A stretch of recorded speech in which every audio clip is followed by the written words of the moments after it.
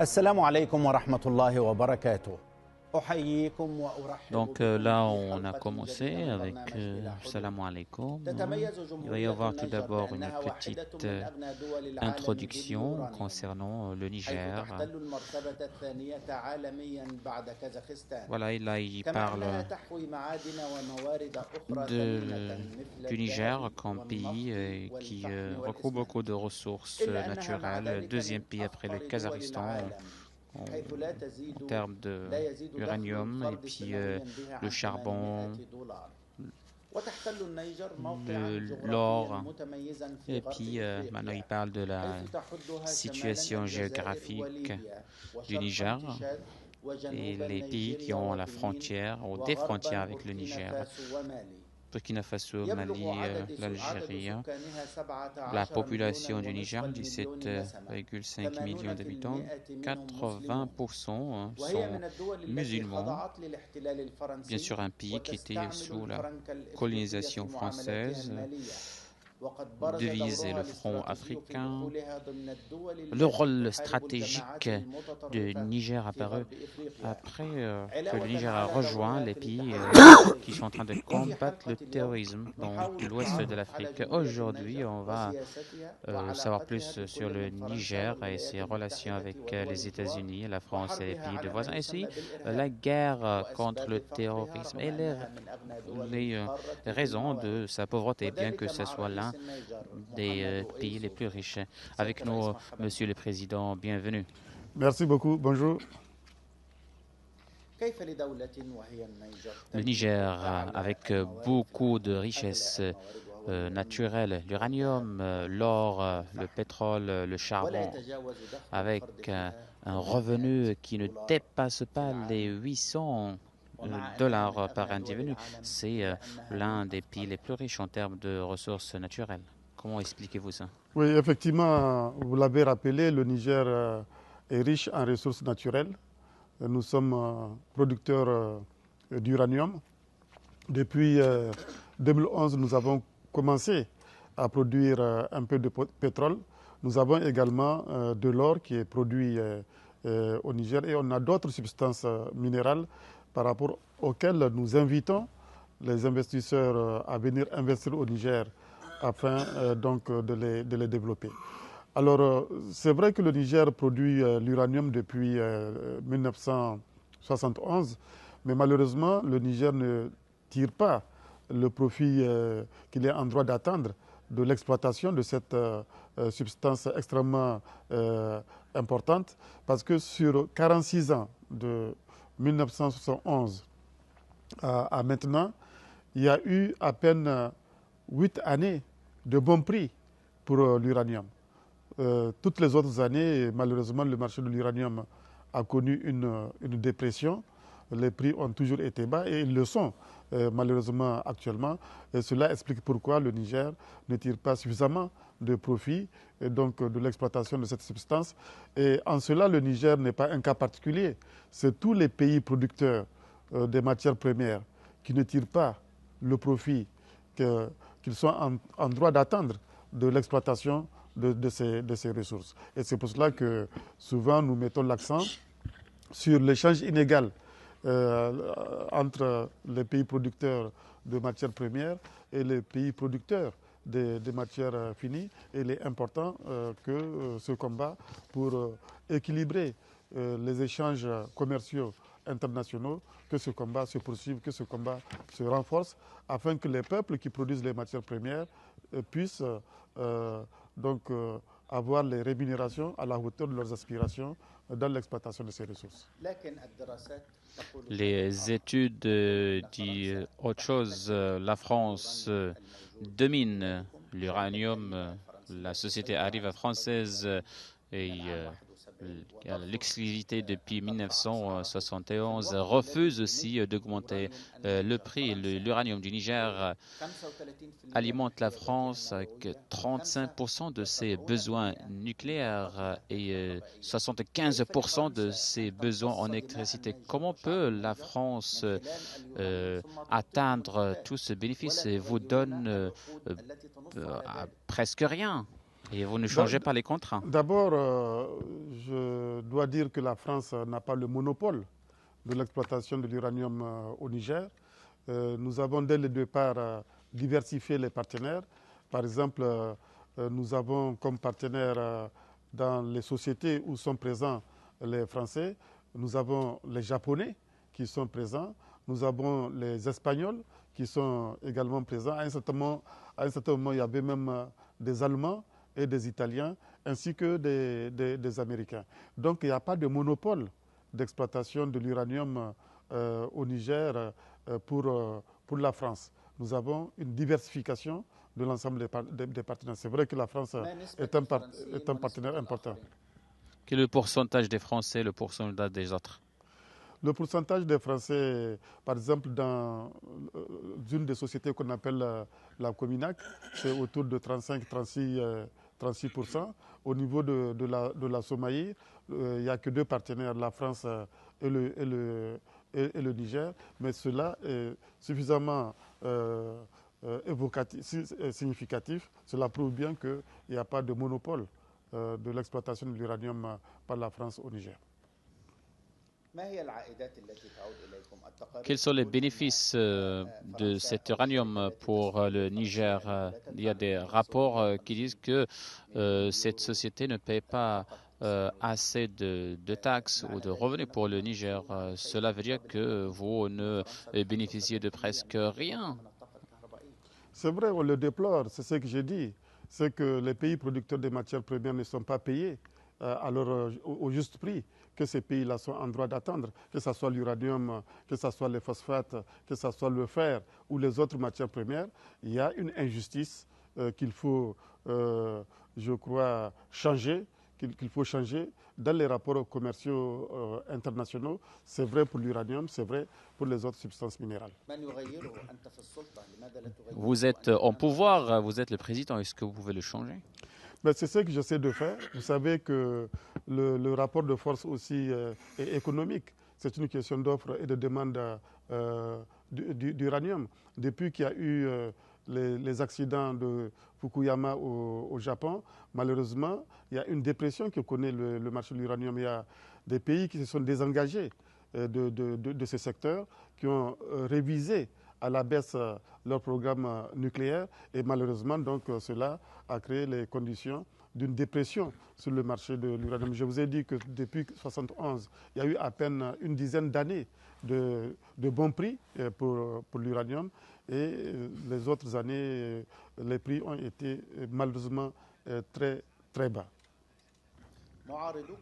Vos opposants disent que vous avez peur de changer ces contrats avec les Français parce que Mamadou Tanja, lorsqu'il a essayé de faire ça avant vous, il a été victime d'un coup d'État en 2010 et vous êtes l'alternative. Donc vous avez peur des Français.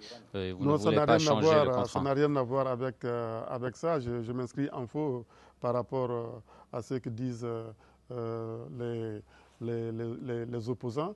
Et d'ailleurs, le coup d'État qu'il y a eu en 2010 n'a rien à voir avec les rapports entre la France et le Niger. C'était un coup d'État qui a des origines internes. Il y a eu une tentative de modification de la Constitution et c'est un peu cela qui est la raison principale du coup d'État. Mais sinon, on a équilibré les rapports avec la France depuis que je suis en place. On a renégocié effectivement les contrats qui nous lient avec les sociétés afin que le Niger tire davantage de recettes de la production de l'uranium.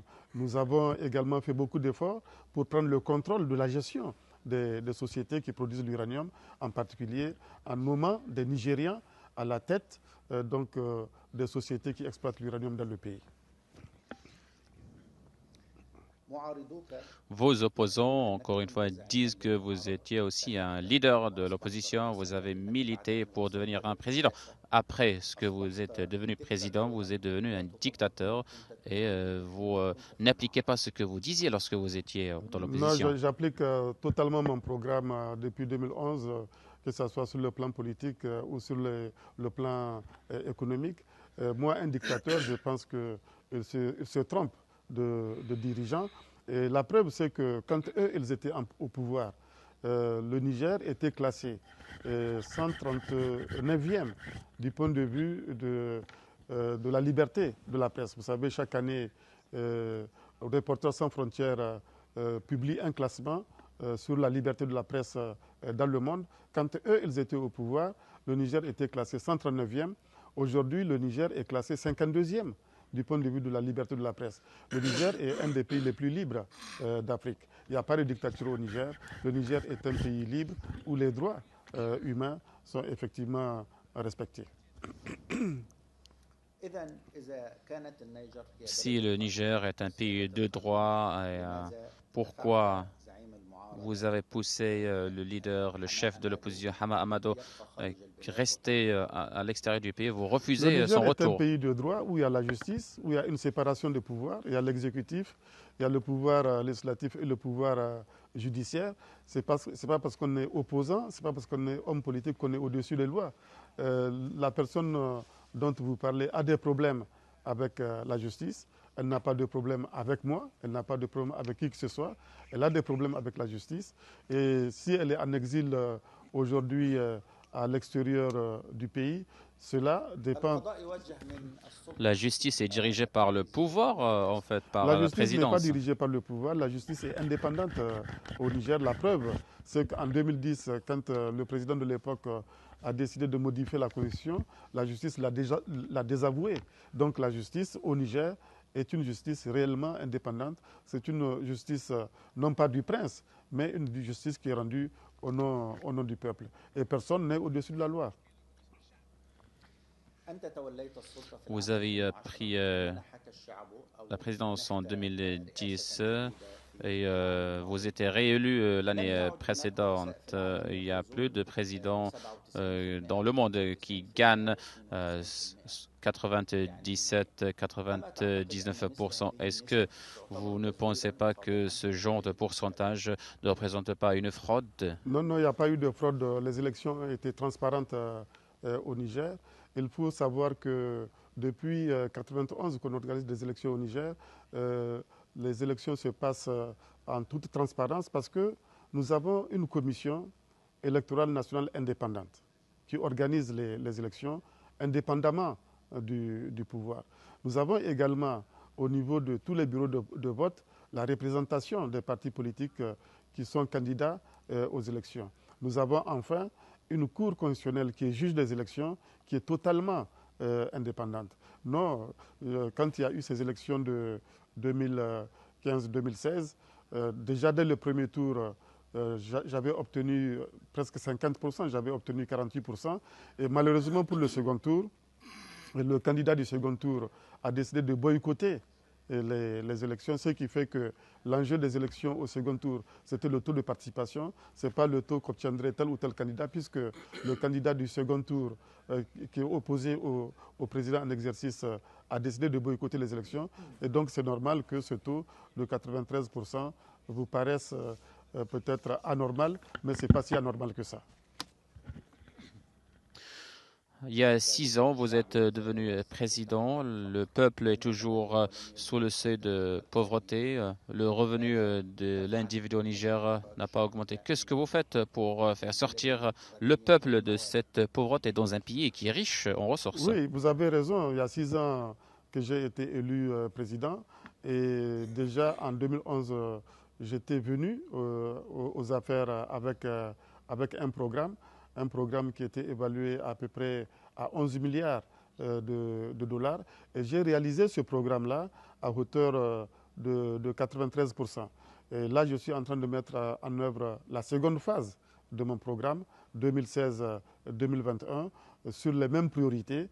Et ces priorités, c'est la sécurité, parce que sans sécurité, il n'y a pas de développement. Ensuite, l'autre priorité, c'est de consolider les institutions démocratiques et républicaines, parce que la démocratie pour nous c'est extrêmement important. Et ensuite, j'ai comme priorité le développement des infrastructures dans les pays. Il faut faire des routes, il faut faire le chemin de fer, il faut faire les infrastructures énergétiques, etc. Ensuite, nous avons un autre programme qui est un programme phare, c'est l'initiative 3N les Nigériens nourrissent les Nigériens. Vous savez que le Niger est un pays qui connaît des sécheresses récurrentes, qui se transformaient en famine. Mais depuis 6 ans que nous sommes aux affaires, il y a eu des sécheresses au Niger, mais il n'y a pas eu de famine. Parce que nous avons pu réussir la mise en œuvre de ce programme Initiative 3N, les Nigériens nourrissent les Nigériens. Nous mettons également beaucoup l'accent sur l'éducation. Nous avons décidé de rendre l'éducation gratuite et obligatoire jusqu'à l'âge de 16 ans. Nous sommes en train de mettre l'accent également sur la formation professionnelle et technique. Quand j'étais arrivé aux affaires en 2011, à peine 8% des Nigériens seulement étaient orientés vers les centres de formation professionnelle et technique.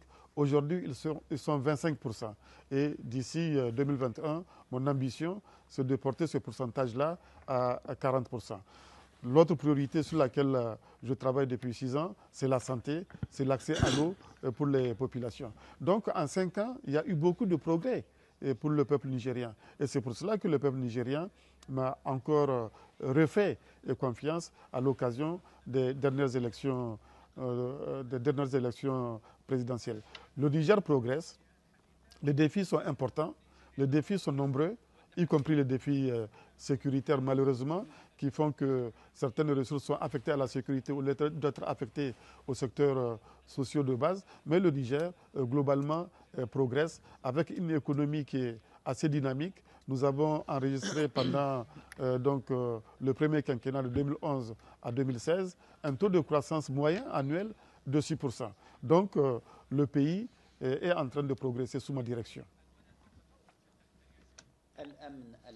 La sécurité aérienne, que la sécurité comme priorité, vous dépensez beaucoup sur ce volet, alors que les Nigériens sont affamés. Vous avez passé sur vos premiers mandats pour consolider la sécurité, et le deuxième mandat va s'achever sans atteindre la sécurité. La sécurité, c'est une guerre longue, une guerre des 100 ans. Les Nigériens ne sont pas affamés. Je recuse cette expression. Et je vous ai dit que depuis 2011, nous mettons en œuvre l'initiative 3N. Les Nigériens nourrissent les Nigériens. Il y a eu des sécheresses au Niger pendant cette période, mais il n'y a pas eu de famine au Niger. Il n'y a pas de famine au Niger, compte tenu des résultats que nous avons obtenus de la mise en œuvre de ce programme. Mais en ce qui concerne la sécurité, la situation ne dépend pas de nous. Si nous sommes attaqués, si nous avons des menaces dans la région, par exemple la situation en Libye, c'est une situation que nous n'avons pas voulu. Aujourd'hui, cette situation a des répercussions sur l'ensemble des pays du Sahel, non seulement le Niger, mais également les autres pays. Si nous sommes attaqués à partir du bassin du lac Tchad par Boko Haram, il faut bien défendre les Nigériens. Si nous sommes attaqués à partir du Mali, également, le pouvoir en place doit prendre toutes les mesures pour assurer la sécurité des personnes et des biens. Donc la sécurité, c'est une question extrêmement importante. Sans sécurité, d'ailleurs, il n'y a pas de développement. Nous faisons la liaison entre sécurité et développement. Les deux vont ensemble. Mais le fait d'investir dans la sécurité ne nous empêche pas de continuer à investir dans les autres priorités, comme je l'ai dit, dans les infrastructures. Nous faisons des routes actuellement, dans les infrastructures énergétiques. Nous sommes en train de les réaliser actuellement, dans l'éducation, dans la santé, dans l'accès à l'eau pour les populations. Nous aurions voulu ne pas avoir à investir davantage dans la sécurité, mais le fait d'investir dans la sécurité ne nous empêche pas d'investir dans les autres secteurs.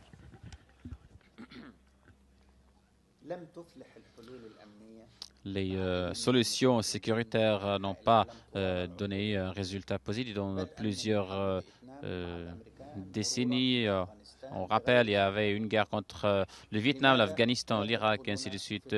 Pourquoi vous ne rentrez pas dans des négociations avec les rebelles? Les rebelles font partie de votre peuple au lieu de mener une guerre de 100 ans sans atteindre des résultats positifs pour les éliminer. Mais il ne s'agit pas de rébellion, il n'y a pas de rebelles au Niger. Nous avons affaire à des terroristes qui n'ont pas de base au Niger, qui sont basés à l'extérieur du pays. Nous avons par exemple, comme je vous l'ai indiqué, le contre-coup de la situation libyenne. Nous avons également des menaces qui nous viennent du Mali. Nous avons des menaces qui nous viennent du bassin du lac Tchad. Il n'y a pas de rébellion. Il ne s'agit pas de Nigériens qui se sont rébellés contre le pouvoir central. Il s'agit de terroristes. De la même façon, le Qatar, par exemple, et tous les pays qui pensent que cette menace est une menace internationale, nous faisons la même chose. Nous essayons de protéger notre pays. Nous essayons de protéger nos compatriotes par rapport à cette menace. Donc, retenez bien. C'est ce que je veux dire. C'est ce que je veux dire. Il n'y a pas de menace directe contre le Niger. Ceux qui veulent combattre le terrorisme, comme les Français et les Américains, c'est eux qui doivent faire ça. Et vous déployez beaucoup de ressources. Non, on déploie des ressources pour protéger, je dis bien, notre population, pour protéger les personnes et les biens, pour protéger les frontières. C'est notre devoir de le faire. Nous n'avons pas à attendre à ce que ce soit les Français ou les Américains qui assurent notre sécurité. C'est une question d'indépendance pour nous. Et quand vous prenez la situation sécuritaire au Mali, si le Mali est en insécurité, le Niger sera en insécurité. C'est pour cela que nous sommes solidaires avec le Mali et c'est pour cela que nous avons décidé pour les pays de la sous-région de mutualiser nos capacités opérationnelles d'abord, nos capacités de renseignement pour faire face à la situation. Vous savez, chez nous, on dit quand la barbe de votre voisin prend feu, il faut mettre de l'eau à la vôtre. Donc, quand le voisin est en difficulté, il faut venir à son secours. C'est notre vision et c'est cela que nous sommes en train de faire en rapport avec tous les pays de la sous-région. La corruption au Niger, l'injustice, est-ce que ce n'est pas la raison de voir beaucoup d'organisations terroristes dans la région? Non, il n'y a pas d'injustice au Niger. Il y a une justice qui est rendue au nom du peuple. Ensuite, la corruption. Je suppose que vous reprenez toujours les arguments des opposants. La corruption, quand eux, ils étaient au pouvoir, le Niger, du point de vue de l'indice de perception de la corruption de Transparency International, était classé 135e.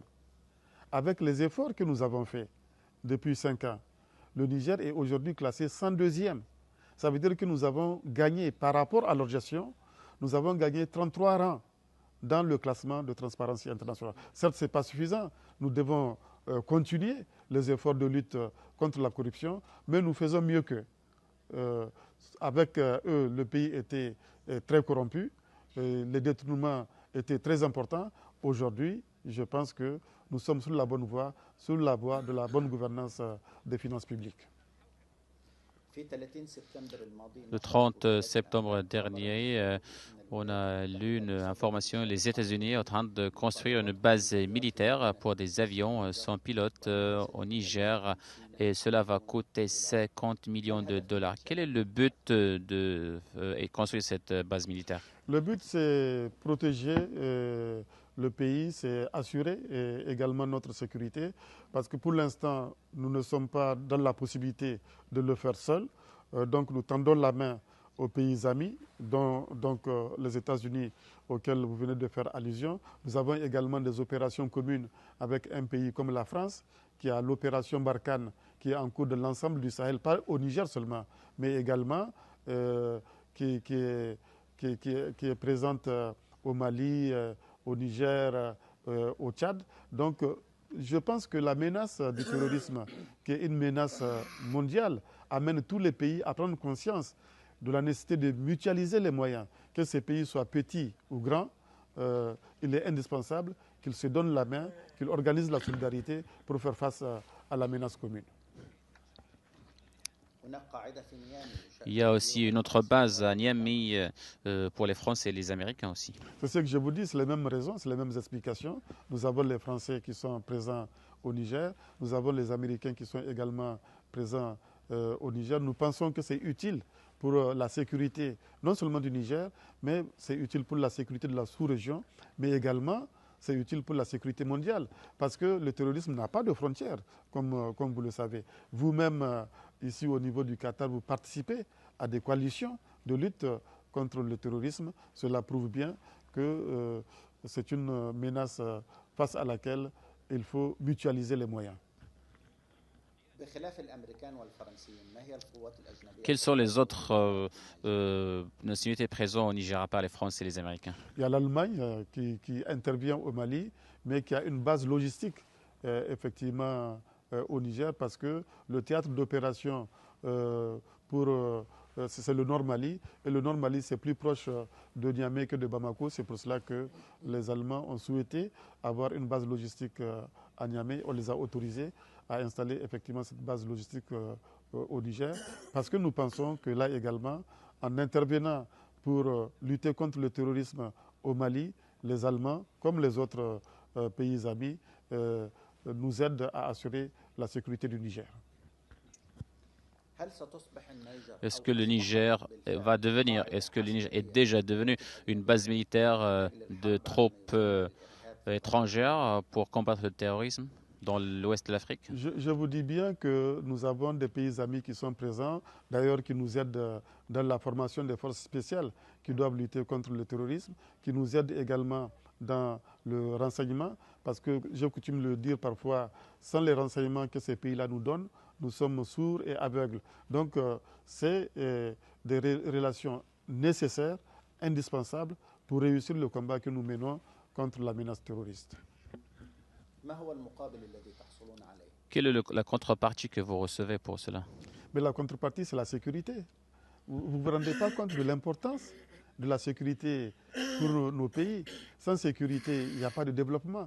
Sans sécurité, il n'y a rien qui soit possible. Donc la sécurité est une priorité. Pourquoi vous ne travaillez pas sur le développement? Eux, ils vous donnent la sécurité. Mais Où est le développement? nous travaillons sur le développement également.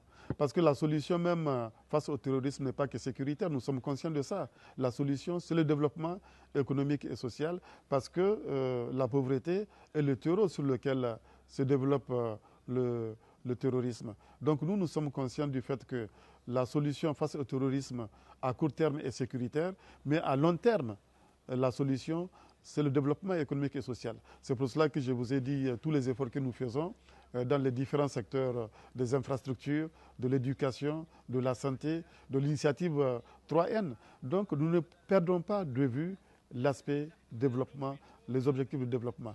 Mais les deux sont liés. La sécurité et le développement sont liés. Il n'y a pas de sécurité sans développement, il n'y a pas de développement sans sécurité. Et moi j'ai un triptyque au Niger, je me base sur 3 points.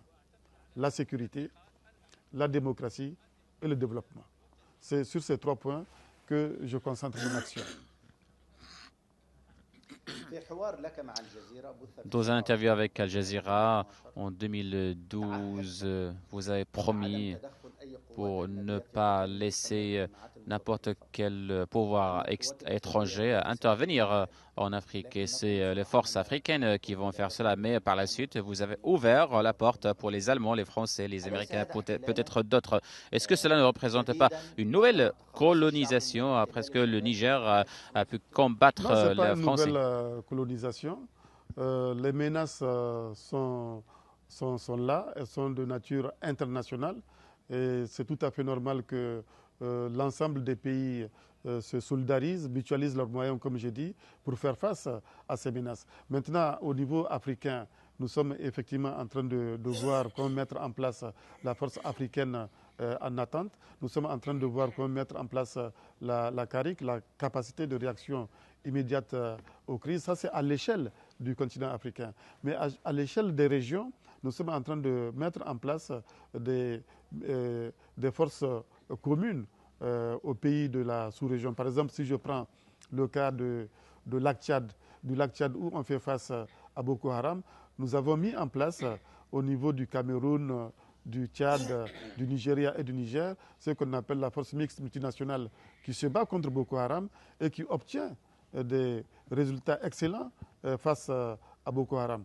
Avant-hier, nous étions à Bamako, au niveau du G5 Sahel, qui est composé de la Mauritanie, du Mali, du Burkina Faso, du Niger et du Tchad. Nous avons décidé également de mettre en place une force commune pour combattre le terrorisme. Vous voyez, les pays africains sont conscients de la nécessité de s'organiser pour assurer eux-mêmes leur défense et pour créer les conditions de se passer éventuellement des interventions étrangères. Mais à l'état actuel des choses, malheureusement, nous avons encore besoin des amis comme la France, comme les États-Unis, pour créer les conditions de la sécurité du continent. Il y a une colonisation de quelques pays de l'Afrique de l'Ouest à travers des bases militaires au Niger, Mauritanie, Burkina Faso. Ces pays contiennent des bases allemandes, françaises et américaines, peut-être d'autres nationalités. Ces pouvoirs ont un peu imposé leur présence à travers l'AFRICOM. Comment ils sont venus? Mais ils n'ont pas imposé leur présence. C'est que les pays où se trouvent ces bases ont accepté le principe de la présence de ces bases-là, parce que nécessité, comme on dit, fait loi. Nous avons des menaces qui nous dépassent. Ces menaces, pour être contenues, ont besoin à ce que les pays qui sont exposés puissent avoir le soutien des pays comme ceux que vous venez de citer. Quel est le nombre des soldats français, allemands et américains présents? Le nombre n'est pas important. Le plus important, ce qu'il faut retenir, c'est l'objectif de la présence de ces forces-là dans les différents pays. Et c'est des forces que les pays ont accepté d'accueillir dans l'intérêt de leur sécurité. C'est ça le plus important à retenir. Est-ce que vous ne pensez pas que les Américains ont mené cette guerre, une guerre des fantômes en 2001, après la guerre de l'Afghanistan, et c'est eux qui vont pousser à s'infiltrer dans cette guerre? Peut-être ça pourrait être un piège économique. Il y a des sociétés qui vont tirer avantage des ressources africaines. Non, mais moi, ce que je constate, c'est que les menaces sont présentes. Et c'est pour cela que je dis que c'est dommage pour nous, pour la Oumma islamique, que le terrorisme donne une mauvaise image de notre religion. La religion musulmane, comme on le sait, est une religion de juste milieu. Ce n'est pas une religion extrémiste. On dit souvent la ikra fid din, c'est qu'il n'y a pas de contrainte en religion.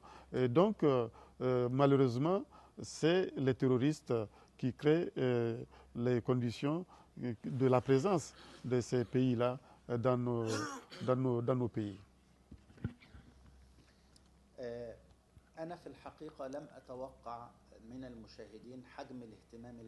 Je ne me suis pas attendu à un grand intérêt des téléspectateurs à cette émission. J'ai reçu des dizaines de questions de nos téléspectateurs de l'Afrique de l'Ouest, du Maroc, de l'Algérie, de beaucoup d'autres pays qui s'intéressent au Niger et souhaitent vous adresser des questions. Je vais prendre quelques questions des téléspectateurs. Saleh Zegda nous dit: est-ce que le Niger, comme les autres pays du front africain, paye 50% aux Français pour utiliser le franc français? Plutôt. Non, ce n'est pas exact. Je sais que ces derniers temps, il y a une fronde qui pousse contre le franc CFA. Mais ce qu'il faut retenir, c'est qu'au niveau de l'Afrique de l'Ouest, au niveau de la CEDEAO, de la Communauté économique des États de l'Afrique de l'Ouest, nous avons un projet de monnaie commune. Et ce projet verra le jour, plaise à Dieu, d'ici 2020. Et je pense que ça va en même temps régler le problème que vous évoquez.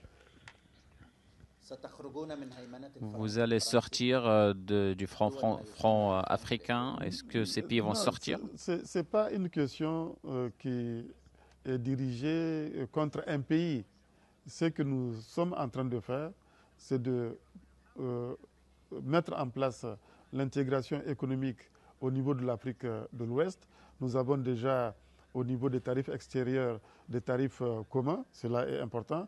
Mais nous avons également la libre circulation des personnes et des biens, cela est important, mais il nous reste le chantier de la monnaie commune pour donner un coup de fouet à l'intégration et créer les conditions donc, du développement des échanges entre les pays de la CEDEAO et ce que nous avons l'intention de faire.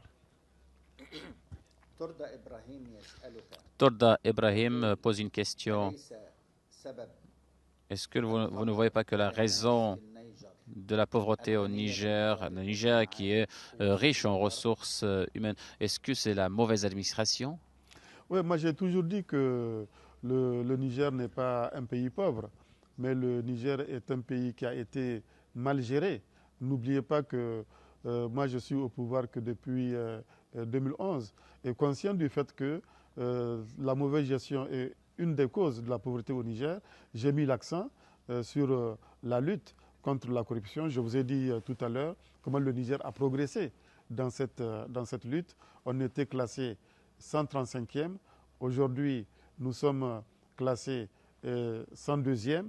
Et cela n'est pas suffisant. Nous devrons poursuivre les efforts de lutte contre la corruption afin que les ressources du pays soient mieux gérées, afin que les ressources du pays soient utilisées pour répondre aux aspirations du peuple nigérien au développement économique et social.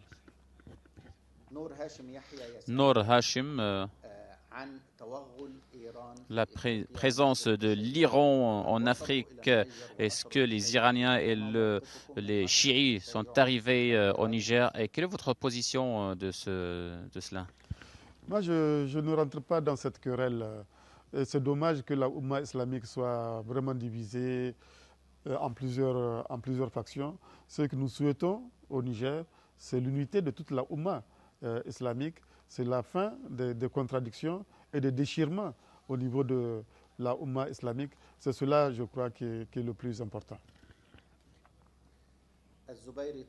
Zubair Tahiri vous demande quel est le volume de la dominance française au Niger au niveau de la prise de décision et l'impact de cela dans l'Afrique de l'Ouest. Moi, ça fait 5 ans, 6 ans que je suis aux affaires. Je n'ai jamais reçu d'instruction de la France par rapport à quelle question que ça soit. Nous sommes totalement indépendants dans la prise de nos décisions. Ce n'est pas les Français qui nous dictent ce qu'il y a à faire. Comment voyez-vous au Niger les élections présidentielles en France? On sait que Fillon, avec ses scandales, est-ce qu'on pourrait voir une compétition entre Benoît Hamon et Marine Le Pen? Écoutez, moi, je n'ai pas l'habitude de m'ingérer dans les affaires politiques de notre pays. Donc, vous me permettrez de ne pas commenter cette question. Le monopole de la France en Afrique, on sait cela. Vere Edmond, dans ce livre, disait la France, comme grand pouvoir, doit garder son empire. En français, quand est-ce qu'on va avoir une Afrique libérée de ces dominances françaises? Mais il n'y a pas d'empire français. Il n'y a pas de France-Afrique, c'est fini. Ça, c'est un vieux souvenir. Les pays africains sont réellement indépendants. Et ça, je peux le dire. C'est une indépendance de forme? Non, ce n'est pas une indépendance de forme. C'est une indépendance. Les pays du front africain, sont sous dominance, sous monopole. C'est une dominance économique. C'est une indépendance réelle. Maintenant, comme on le sait, les pays sont interdépendants. Avec la mondialisation, les pays sont interdépendants. Aucun pays ne peut vivre en autarcie. Nous avons des relations avec la France, comme nous pouvons avoir des relations avec la Chine, comme nous pouvons avoir des relations avec la Russie, avec les Américains, avec le Qatar. Nous sommes donc sur ce plan-là totalement indépendants par rapport à nos décisions. Vous avez participé au sommet africain à Addis Ababa. Les peuples africains ne s'intéressent plus à ces sommets. Les peuples africains ne pensent pas que les présidents les présentent. Quand est-ce que l'Union africaine sera vraiment une organisation qui représente les Africains? Mais l'Union africaine représente les Africains.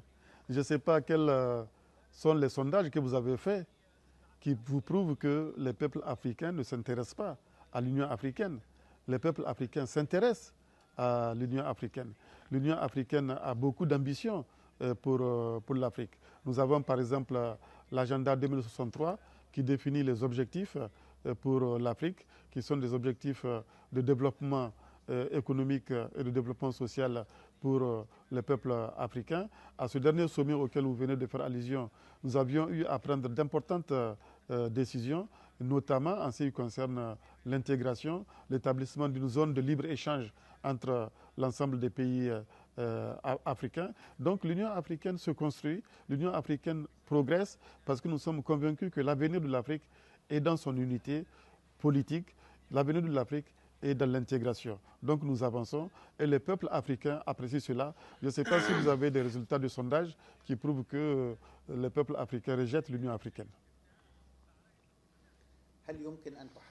Est-ce que vous pouvez nous parler des ambitions concernant le président de la Guinée, Alpha Condé, qui a déjà 80 ans, qui a été choisi comme président de l'Union africaine et on a aussi Bouteflika qui est aussi âgé. Quelles sont les ambitions? Pourquoi on n'investit pas dans la jeunesse? C'était en fait le slogan de ces sommets de l'Union africaine. Et en fin de compte, nous avons un président et un vice-président qui sont dans ces 80. Vous savez, en Afrique, l'âge, ce n'est pas un handicap. L'âge, c'est un avantage. C'est extrêmement important. Mais on a besoin des deux. On a besoin et de la jeunesse et des personnes âgées. Les deux vont ensemble parce que nous pensons que l'expérience doit servir aussi pour guider la jeunesse. Et vous l'avez dit, le thème du sommet, du dernier sommet de l'Union africaine, c'est investir justement dans la jeunesse parce que l'Afrique aujourd'hui compte 1,2 milliard d'habitants. Et sur ces 1,2 milliard d'habitants, 60% ont moins de 24 ans. Donc cette structure de la démographie africaine constitue un actif démographique que nous allons nous efforcer de transformer en dividende économique. Cette force de la jeunesse, si nous arrivons à investir dans l'éducation des jeunes, dans la formation des jeunes, c'est un atout, c'est le meilleur atout pour le développement du continent africain. Le plus jeune président de l'Afrique, 53 ans, et le plus âgé avec 93 ans. Et vous parlez de la jeunesse qui a 24 ans et 60%. Mais pourquoi voulez-vous faire la division à l'intérieur des mêmes pays entre jeunes et moins jeunes? C'est le même peuple. Et le peuple, pour développer le pays, a besoin de tous ses enfants, qu'on soit âgé, qu'on soit jeune, qu'on soit homme, qu'on soit femme. On a besoin de la synergie au niveau de l'ensemble de la population pour avancer ensemble. Je ne comprends pas votre question sur cette opposition entre la jeunesse et les anciens, entre la jeunesse et les... Non, c'est pas... on n'a pas donné la chance à la jeunesse de prendre une décision, par exemple. Mais on donne aux jeunes, les jeunes s'expriment. Nous sommes en train de construire des États démocratiques, des États de droit. Les jeunes votent à partir de 18 ans, comme les autres citoyens africains. Ils s'expriment à travers le bulletin de vote. Et les jeunes sont associés également à la gestion du pays, des différents pays africains. Il ne faut pas créer une opposition entre jeunes et vieux en Afrique. Nous avons intérêt à avancer la main dans la main. Les jeunes ont besoin des anciens, les anciens ont besoin des jeunes. Pourquoi les Africains planifient de se retirer du tribunal international? Les Africains ne sont pas toujours contents de ce qui se passe au niveau de ce tribunal. Ils ont le sentiment qu'il y a peut-être deux poids, deux mesures. Je sais qu'au niveau de l'Union africaine, au dernier sommet, une décision a été prise avec la réserve d'un certain nombre de pays de prendre des dispositions par rapport à la Cour pénale internationale. Est-ce que là, on ne cherche pas de se cacher de la justice internationale? Non, je ne pense pas. On veut que la justice internationale soit juste. C'est tout ce que veulent, je crois, les Africains. Et c'est une aspiration tout à fait normale. Est-ce que vous voulez établir un tribunal africain ou asiatique? On réfléchit à ça aussi. On réfléchit à ça. Bien sûr, dans un premier temps, il faut essayer d'améliorer le fonctionnement de la CPI, mais cela n'exclut pas la possibilité pour le continent africain d'avoir une instance, une juridiction qui puisse juger en Afrique même. Comment voyez-vous l'avenir du Niger? L'avenir du Niger est radieux, plaise à Dieu, parce que nous sommes en train de travailler. Nous sommes en train de travailler sur les différentes priorités que je vous ai évoquées tout à l'heure, sur la sécurité, sur la radieux grâce à l'uranium? Non, pas radio grâce à l'uranium, radio grâce à l'ensemble des actions que nous sommes en train de faire depuis 5 ans. La sécurité, les infrastructures, il faut construire des routes. Le Niger est un pays très vaste, il faut construire le chemin de fer. Le Niger en a besoin, c'est un pays enclavé. Il faut construire des infrastructures énergétiques. Le Niger en a besoin pour son développement. Il faut développer l'agriculture, c'est ce que nous sommes en train de faire. Il faut mettre l'accent sur l'éducation et la formation des jeunes. On en vient encore. Il faut créer les conditions d'une meilleure santé pour les populations. Je pense que nous sommes sur la bonne voie. Et ce que j'ai oublié de vous dire, c'est qu'entre 2011 et 2015, nous avons pu réduire le taux de pauvreté de 63% à 45%. Mon ambition est de le réduire à 31% d'ici 2021. Donc, comme vous voyez, nous sommes sur la bonne voie et Inch'Allah, nous allons réussir. Inch'Allah. Votre Excellence, Président du Niger, Mohamedou Issou, merci beaucoup d'avoir accepté notre invitation. Merci beaucoup. C'est moi qui vous remercie. Je remercie aussi nos téléspectateurs. Merci beaucoup. Merci beaucoup, Votre Excellence. Merci beaucoup. Merci beaucoup.